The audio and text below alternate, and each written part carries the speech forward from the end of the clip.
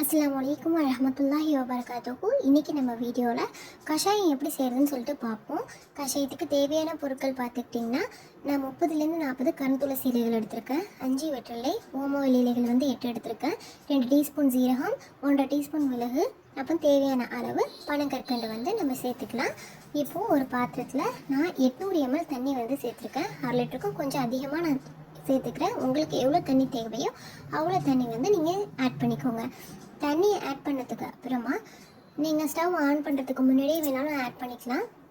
இப்போ நான் கருந்துளசி இலைகளை சேர்த்துக்கிறேன். கருந்துளசி இலைகள் இல்லைனாலும் நீங்கள் நார்மலான துளசியை எடுத்துக்கலாம்.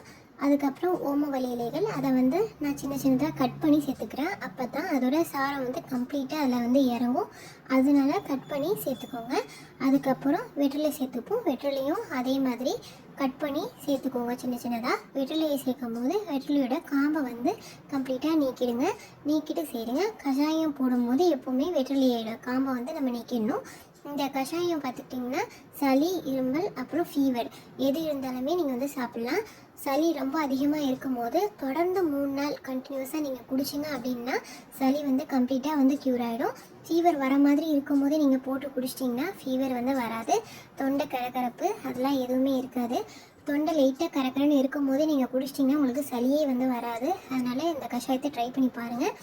அப்புறம் ஜீரகத்தையும் மிளகையும் நீங்கள் ஆட் பண்ணிக்கோங்க. மிளகு சேர்க்கும் போது பார்த்து சேர்த்துக்கோங்க. உங்கள் காரத்துக்கு ஏற்ற மாதிரி சேர்த்துக்கோங்க. ரொம்ப காரமாக போட்டுறாதீங்க.